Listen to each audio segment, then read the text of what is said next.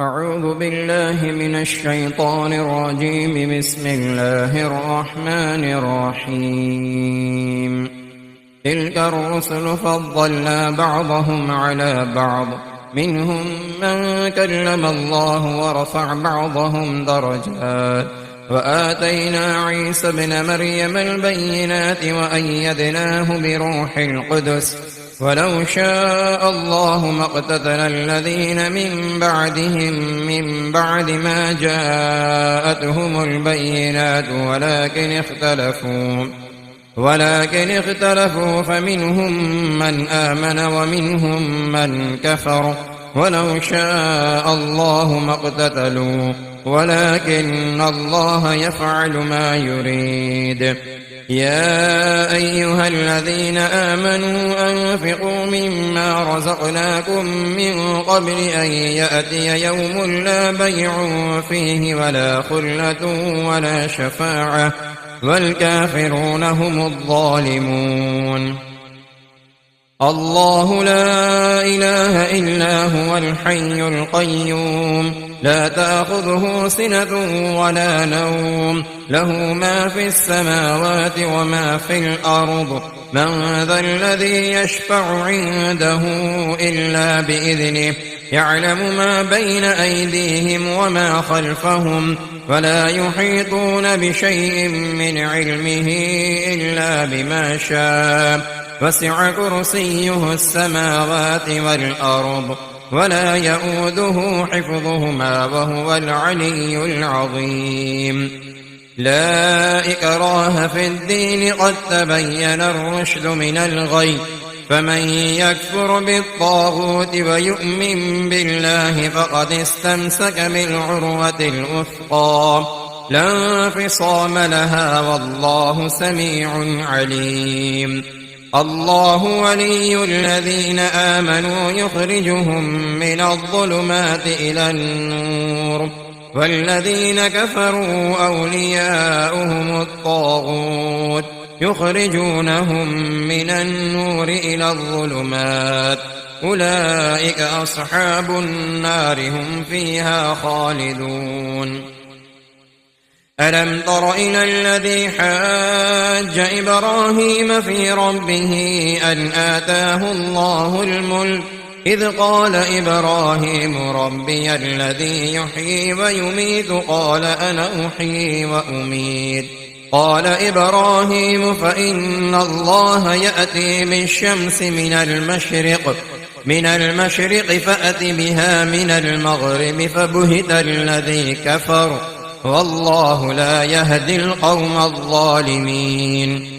أو كالذي مر على قرية وهي خاوية على عروشها، قال أنى يحيي هذه الله بعد موتها، فأماته الله 100 عام ثم بعثه، قال كم لبثت؟ قال لبثت يوما أو بعض يوم، قال بل لبثت 100 عام، فانظر إلى طعامك وشرابك لم يتسنه، وانظر إلى حمارك ولنجعلك آية للناس، وانظر إلى العظام كيف ننشزها ثم نكسوها لحما، فلما تبين له قال أعلم أن الله على كل شيء قدير. وإذ قال إبراهيم رب أرني كيف تحيي الموتى، قال أولم تؤمن؟ قال بلى ولكن ليطمئن قلبي. قال فخذ 4 من الطير فصرهن إليك ثم اجعل على كل جبل منهن جزءا، ثم ادعهن يأتينك سعيا، واعلم أن الله عزيز حكيم. مثل الذين ينفقون أموالهم في سبيل الله كمثل حبة أنبتت 7 سنابل في كل سنبلة 100 حبة، والله يضاعف لمن يشاء، والله واسع عليم. الذين ينفقون أموالهم في سبيل الله ثم لا يتبعون ما أنفقوا منا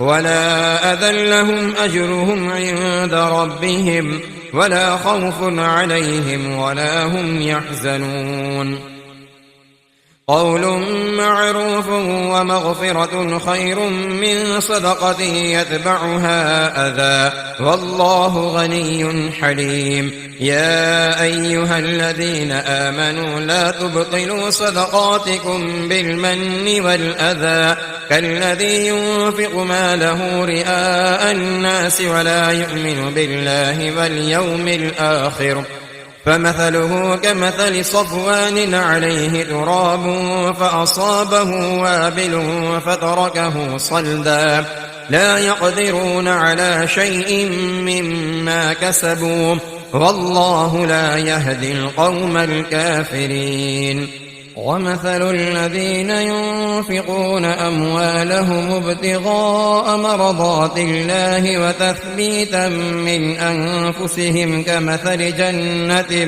بربوة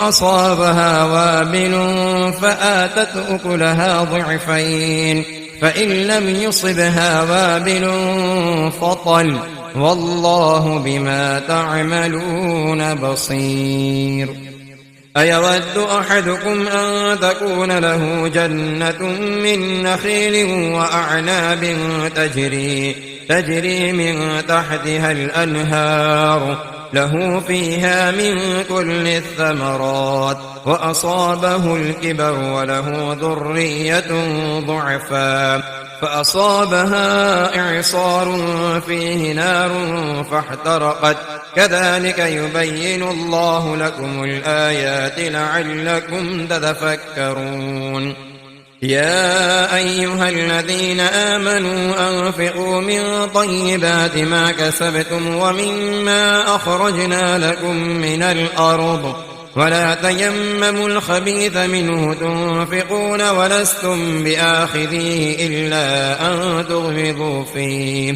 واعلموا أن الله غني حميد الشيطان يعدكم الفقر ويأمركم بالفحشاء والله يعدكم مغفرة منه وفضلا والله واسع عليم يؤتي الحكمة من يشاء ومن يؤت الحكمة فقد أوتي خيرا كثيرا وما يذكر إلا أولو الألباب وما أنفقتم من نفقة أو نذرتم من نذر فإن الله يعلمه وما للظالمين من أنصار إن تبدوا الصدقات فنعما هي وإن تخفوها وتؤتوها الفقراء فهو خير لكم ويكفر عنكم من سيئاتكم والله بما تعملون خبير ليس عليك هداهم ولكن الله يهدي من يشاء وما تنفقوا من خير فلأنفسكم وما تنفقون إلا ابتغاء وجه الله وما تنفقوا من خير يوفى إليكم وأنتم لا تظلمون للفقراء الذين أحصروا في سبيل الله لا يستطيعون ضربا في الأرض يحسبهم الجاهل أغنياء من التعفف تعرفهم بسيماهم لا يسألون الناس إلحافا وما تنفقوا من خير فإن الله به عليم الذين ينفقون أموالهم بالليل والنهار سرا وعلانية فلهم أجرهم عند ربهم ولا خوف عليهم ولا هم يحزنون الذين يأكلون الربا لا يقومون إلا كما يقوم الذي يتخبطه الشيطان من المس ذلك بأنهم قالوا إنما البيع مثل الربا وأحل الله البيع وحرم الربا فمن جاءه موعظة من ربه فانتهى وأمره إلى الله، ومن عاد فأولئك أصحاب النار هم فيها خالدون. يمحق الله الربا ويربي الصدقات، والله لا يحب كل كفار أثيم. إن الذين آمنوا وعملوا الصالحات وأقاموا الصلاة وآتوا الزكاة لهم أجرهم عند ربهم ولا خوف عليهم ولا هم يحزنون. يا أيها الذين آمنوا اتقوا الله وذروا ما بقي من الربا إن كنتم مؤمنين، فإن لم تفعلوا فأذنوا بحرب من الله ورسوله، وإن تبتم فلكم رؤوس أموالكم لا تظلمون ولا تظلمون. وإن كان ذو عسرة فنظرة إلى ميسرة، وأن تصدقوا خير لكم إن كنتم تعلمون. واتقوا يوما ترجعون فيه إلى الله ثم توفى كل نفس ما كسبت وهم لا يظلمون. يا أيها الذين آمنوا إذا تداينتم بدين إلى أجل مسمى فاكتبوه، وليكتب بينكم كاتب بالعدل، ولا يأب كاتب أن يكتب كما علمه الله فليكتب، وليملل الذي عليه الحق وليتق الله ربه ولا يبخس منه شيئا. فإن كان الذي عليه الحق سفيها أو ضعيفا أو لا يستطيع أن يمله فليملل وليه بالعدل، واستشهدوا شهيدين من رجالكم، فإن لم يكونا رجلين فرجل وامرأتان ممن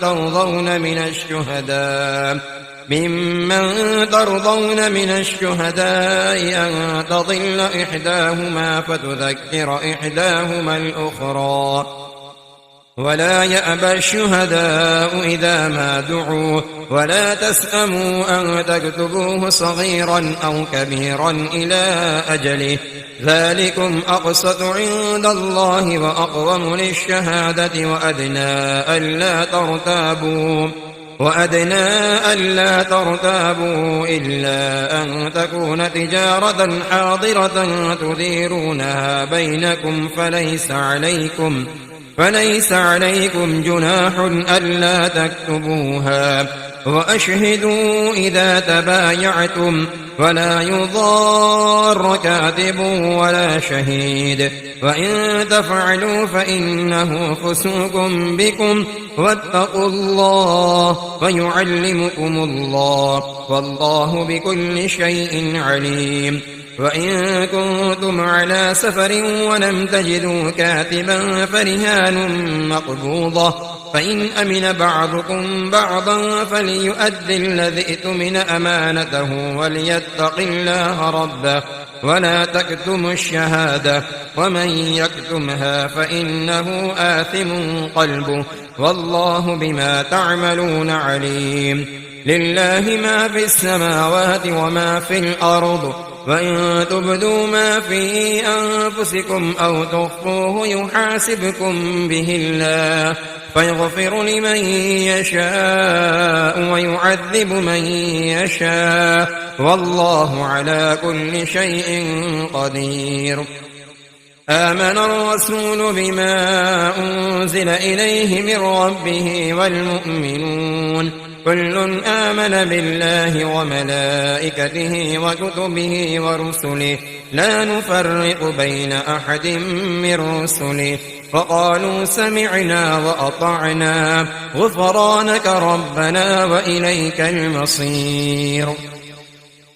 لا يكلف الله نفسا إلا وسعها، لها ما كسبت وعليها ما اكتسبت، ربنا لا تؤاخذنا إن نسينا أو أخطأنا، ربنا ولا تحمل علينا إصرا كما حملته على الذين من قبلنا، ربنا ولا تحملنا ما لا طاقة لنا به، واعف عنا واغفر لنا وارحمنا أنت مولانا فانصرنا على القوم الكافرين. بسم الله الرحمن الرحيم. ألف لام ميم. الله لا إله إلا هو الحي القيوم نزل عليك الكتاب بالحق مصدقا لما بين يديه وأنزل التوراة والإنجيل من قبل هدى للناس وأنزل الفرقان إن الذين كفروا بآيات الله لهم عذاب شديد والله عزيز ذو انتقام. إن الله لا يخفى عليه شيء في الأرض ولا في السماء هو الذي يصوركم في الأرحام كيف يشاء لا إله إلا هو العزيز الحكيم. هو الذي أنزل عليك الكتاب منه آيات محكمات هن أم الكتاب وأخر متشابهات فأما الذين في قلوبهم زيغ فيتبعون ما تشابه منه ابتغاء الفتنة وابتغاء تأويله وما يعلم تأويله إلا الله والراسخون في العلم يقولون آمنا به كل من عند ربنا وما يذكر إلا أولو الألباب. ربنا لا تزغ قلوبنا بعد إذ هديتنا وهب لنا من لدنك رحمة إنك أنت الوهاب. ربنا إنك جامع الناس ليوم لا ريب فيه إن الله لا يخلف الميعاد. إن الذين كفروا لن تغني عنهم أموالهم ولا أولادهم من الله شيئا وأولئك هم وقود النار. كدأب آل فرعون والذين من قبلهم كذبوا بآياتنا فأخذهم الله بذنوبهم والله شديد العقاب. قل للذين كفروا ستغلبون وتحشرون إلى جهنم وبئس المهاد. قد كان لكم آية في فئتين التقتا فئة تقاتل في سبيل الله وأخرى كافرة يرونهم مثليهم رأي العين والله يؤيد بنصره من يشاء إن في ذلك لعبرة لأولي الأبصار. زين للناس حب الشهوات من النساء والبنين والقناطير المقنطرة من الذهب والفضة والخيل المسومة والأنعام والحرث ذلك متاع الحياة الدنيا والله عنده حسن المآب. قل أنبئكم بخير من ذلكم للذين اتقوا عند ربهم جنات تجري من تحتها الأنهار خالدين فيها وأزواج مطهرة ورضوان من الله والله بصير بالعباد. الذين يقولون ربنا إننا آمنا فاغفر لنا ذنوبنا وقنا عذاب النار. الصابرين والصادقين والقانتين والمنفقين والمستغفرين بالأسحار شهد الله أنه لا إله إلا هو والملائكة وأولو العلم قائما بالقسط لا إله إلا هو العزيز الحكيم. إن الدين عند الله الإسلام وما اختلف الذين أوتوا الكتاب إلا من بعد ما جاءهم العلم بغيا بينهم ومن يكفر بآيات الله فإن الله سريع الحساب. فإن حاجوك فقل أسلمت وجهي لله ومن اتبعني وقل للذين أوتوا الكتاب والأميين أأسلمتم فإن أسلموا فقد اهتدوا وإن تولوا فإنما عليك البلاغ والله بصير بالعباد. إن الذين يكفرون بآيات الله ويقتلون النبيين بغير حق ويقتلون الذين يأمرون بالقسط من الناس فبشرهم بعذاب أليم. أولئك الذين حبطت أعمالهم في الدنيا والآخرة وما لهم من ناصرين. ألم تر إلى الذين أوتوا نصيبا من الكتاب يدعون إلى كتاب الله ليحكم بينهم ثم يتولى فريق منهم وهم معرضون.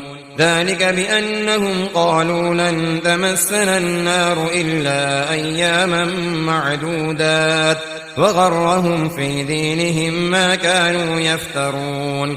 فكيف إذا جمعناهم ليوم لا ريب فيه ووفيت كل نفس ما كسبت وهم لا يظلمون. قل اللهم مالك الملك تؤتي الملك من تشاء وتنزع الملك ممن تشاء وتعز من تشاء وتذل من تشاء بيدك الخير إنك على كل شيء قدير. تولج الليل في النهار وتولج النهار في الليل وتخرج الحي من الميت وتخرج الميت من الحي وترزق من تشاء بغير حساب. لا يتخذ المؤمنون الكافرين أولياء من دون المؤمنين ومن يفعل ذلك فليس من الله في شيء إلا أن تتقوا منهم تقاه ويحذركم الله نفسه وإلى الله المصير. قل إن تخفوا ما في صدوركم أو تبدوه يعلمه الله ويعلم ما في السماوات وما في الأرض والله على كل شيء قدير. يوم تجد كل نفس ما عملت من خير محضرا وما عملت من سوء تود لو أن بينها وبينه أمدا بعيدا ويحذركم الله نفسه والله رءوف بالعباد. قل إن كنتم تحبون الله فاتبعوني يحببكم الله ويغفر لكم ذنوبكم والله غفور رحيم. قل أطيعوا الله والرسول فإن تولوا فإن الله لا يحب الكافرين. إن الله اصطفى آدم ونوحا وآل إبراهيم وآل عمران على العالمين ذرية بعضها من بعض والله سميع عليم. إذ قالت امرأة عمران رب إني نذرت لك ما في بطني محررا فتقبل مني إنك أنت السميع العليم. فلما وضعتها قالت رب إني وضعتها أنثى والله أعلم بما وضعت وليس الذكر كالأنثى وإني سميتها مريم وإني أعيذها بك وذريتها من الشيطان الرجيم. فتقبلها ربها بقبول حسن وأنبتها نباتا حسنا وكفلها زكريا كلما دخل عليها زكريا المحراب وجد عندها رزقا قال يا مريم أنى لك هذا قالت هو من عند الله إن الله يرزق من يشاء بغير حساب. هنالك دعا زكريا ربه قال رب هب لي من لدنك ذرية طيبة إنك سميع الدعاء. فنادته الملائكة وهو قائم يصلي في المحراب أن الله يبشرك بيحيى مصدقا بكلمة من الله من الله وسيدا وحصورا ونبيا من الصالحين. قال رب أنى يكون لي غلام وقد بلغني الكبر وامرأتي عاقر قال كذلك الله يفعل ما يشاء قال رب اجعل لي آية قال آيتك ألا تكلم الناس 3 أيام إلا رمزا واذكر ربك كثيرا وسبح بالعشي والإبكار. وإذ قالت الملائكة يا مريم إن الله اصطفاك وطهرك واصطفاك على نساء العالمين يا مريم اقنتي لربك واسجدي واركعي مع الراكعين. ذلك من أنباء الغيب نوحيه إليك وما كنت لديهم إذ يلقون أقلامهم أيهم يكفل مريم وما كنت لديهم إذ يختصمون. إذ قالت الملائكة يا مريم إن الله يبشرك بكلمة منه اسمه المسيح عيسى ابن مريم وجيها في الدنيا والآخرة ومن المقربين ويكلم الناس في المهد وكهلا ومن الصالحين. قالت رب أنى يكون لي ولد ولم يمسسني بشر قال كذلك الله يخلق ما يشاء إذا قضى أمرا فإنما يقول له كن فيكون. ويعلمه الكتاب والحكمة والتوراة والإنجيل ورسولا إلى بني إسرائيل أني قد جئتكم بآية من ربكم أني أخلق لكم من الطين كهيئة الطير فأنفخ فيه فيكون طيرا بإذن الله وأبرئ الأكمه والأبرص وأحيي الموتى بإذن الله وأنبئكم بما تأكلون وما تدخرون في بيوتكم إن في ذلك لآية لكم إن كنتم مؤمنين. ومصدقا لما بين يدي من التوراة ولأحل لكم بعض الذي حرم عليكم وجئتكم بآية من ربكم فاتقوا الله وأطيعون إن الله ربي وربكم فاعبدوه هذا صراط مستقيم. فلما أحس عيسى منهم الكفر قال من أنصاري إلى الله قال الحواريون نحن أنصار الله آمنا بالله واشهد بأننا مسلمون. ربنا آمنا بما أنزلت واتبعنا الرسول فاكتبنا مع الشاهدين. ومكروا ومكر الله والله خير الماكرين. إذ قال الله يا عيسى إني متوفيك ورافعك إلي ومطهرك من الذين كفروا وجاعل الذين اتبعوك فوق الذين كفروا إلى يوم القيامة ثم إلي مرجعكم فأحكم بينكم فيما كنتم فيه تختلفون. فأما الذين كفروا فأعذبهم عذابا شديدا في الدنيا والآخرة وما لهم من ناصرين. وأما الذين آمنوا وعملوا الصالحات فيوفيهم أجورهم والله لا يحب الظالمين. ذلك نتلوه عليك من الآيات والذكر الحكيم. إن مثل عيسى عند الله كمثل آدم خلقه من تراب ثم قال له كن فيكون. الحق من ربك فلا تكن من الممترين. فمن حاجك فيه من بعد ما جاءك من العلم فقل تعالوا ندع أبناءنا وأبناءكم ونساءنا ونساءكم وأنفسنا وأنفسكم ثم نبتهل فنجعل لعنة الله على الكاذبين إن هذا لهو القصص الحق وما من إله إلا الله وإن الله لهو العزيز الحكيم فإن تولوا فإن الله عليم بالمفسدين قل يا أهل الكتاب تعالوا إلى كلمة سواء بيننا وبينكم ألا نعبد إلا الله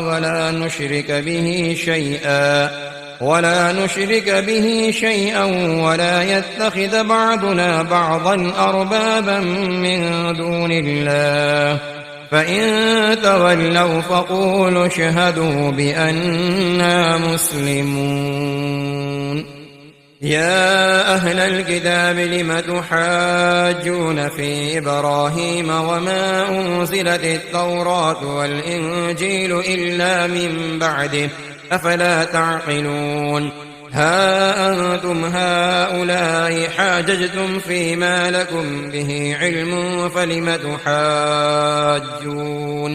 فلم تحاجون فيما ليس لكم به علم والله يعلم وأنتم لا تعلمون ما كان إبراهيم يهوديا ولا نصرانيا ولكن كان حنيفا مسلما وما كان من المشركين إن أولى الناس بإبراهيم للذين اتبعوه وهذا النبي والذين آمنوا والله ولي المؤمنين ودت طائفة من أهل الكتاب لو يضلونكم وما يضلون إلا أنفسهم وما يشعرون يا أهل الكتاب لم تكفرون بآيات الله وأنتم تشهدون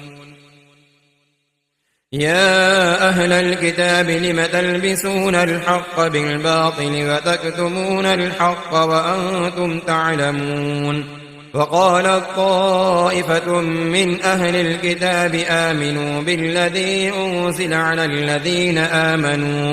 على الذين آمنوا وجه النهار واكفروا آخره لعلهم يرجعون ولا تؤمنوا إلا لمن تبع دينكم قل إن الهدى هدى الله أن يؤتى أحد مثل ما أوتيتم أو يحاجوكم عند ربكم قل إن الفضل بيد الله يؤتيه من يشاء والله واسع عليم يختص برحمته من يشاء والله ذو الفضل العظيم ومن أهل الكتاب من إن تأمنه بقنطار يؤده إليك ومنهم من إن تأمنه بدينار لا يؤده إليك إلا ما دمت عليه قائما ذلك بأنهم قالوا ليس علينا في الأميين سبيل ويقولون على الله الكذب وهم يعلمون بلى من أوفى بعهده واتقى فإن الله يحب المتقين إن الذين يشترون بعهد الله وأيمانهم ثمنا قليلا أولئك لا خلاق لهم في الآخرة ولا يكلمهم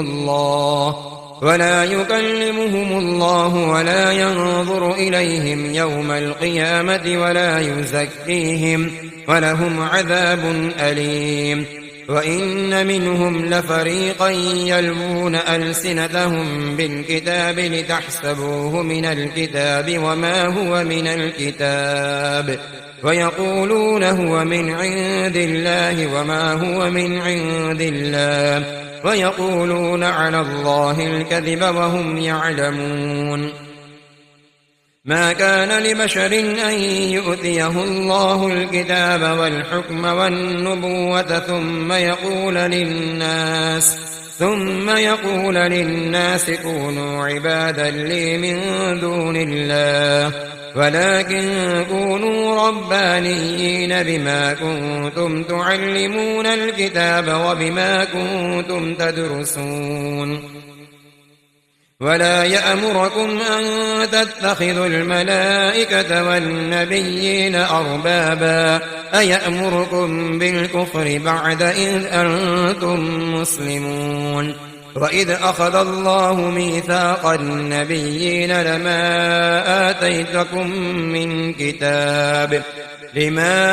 آتيتكم من كتاب وحكمة ثم جاءكم رسول مصدق لما معكم لتؤمنن به ولتنصرنه قال أأقررتم وأخذتم على ذلكم إصري قالوا أقررنا قال فاشهدوا وأنا معكم من الشاهدين فمن تولى بعد ذلك فأولئك هم الفاسقون أفغير دين الله يبغون وله أسلم من في السماوات والأرض طوعا وكرها وإليه يرجعون قل آمنا بالله وما أنزل علينا وما أنزل على إبراهيم وإسماعيل وإسحاق ويعقوب والأسباط وما أوتي موسى وعيسى والنبيون من ربهم لا نفرق بين أحد منهم ونحن له مسلمون ومن يبتغ غير الإسلام دينا فلن يقبل منه فهو في الآخرة من الخاسرين كيف يهدي الله قوما كفروا بعد إيمانهم وشهدوا أن الرسول حق وجاءهم البينات والله لا يهدي القوم الظالمين أولئك جزاؤهم أن عليهم لعنة الله والملائكة والناس أجمعين خالدين فيها لا يخفف عنهم العذاب ولا هم ينظرون إلا الذين تابوا من بعد ذلك وأصلحوا فإن الله غفور رحيم إن الذين كفروا بعد إيمانهم ثم ازدادوا كفرا لن تقبل توبتهم وأولئك هم الضالون إن الذين كفروا وماتوا وهم كفار فلن يقبل من أحدهم ملء الأرض ذهبا ولو افتدى به أولئك لهم عذاب أليم وما لهم من ناصرين